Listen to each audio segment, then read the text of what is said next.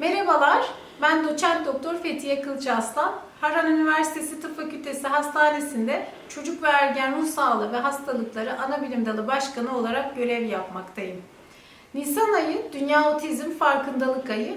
Bugün sizlere otizm spektrum bozukluğu hakkında kısa bir bilgilendirme yapmak istiyorum. Otizm spektrum bozukluğu, belirtileri erken çocukluk döneminden itibaren başlayan sosyal iletişimi, etkileşimi, dil gelişimini ve günlük yaşam becerilerini etkileyen nörogelişimsel bir bozukluktur. Spektrum kavramı, belirtilerin şiddetinin ve görünümünün bireyden bireye değişebileceğini ifade etmektedir.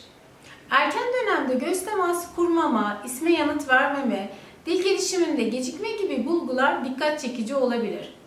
Bu belirtilerin erken fark edilmesi ve uygun şekilde değerlendirilmesi çocukların gelişimsel kazanımları açısından kritik öneme sahiptir.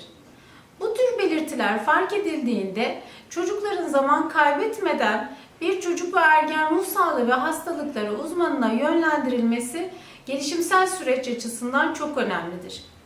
Güncel bilimsel kanıtlar özellikle erken dönemde başlanan yapılandırılmış müdahalelerin sosyal iletişim, dil gelişimi ve uyumsal beceriler üzerinde anlamlı iyileşmeler sağladığını göstermektedir. Bu nedenle toplumda farkındalığın arttırılması, erken başvuru, doğru yönlendirme ve etkili müdahale açısından son derece değerlidir.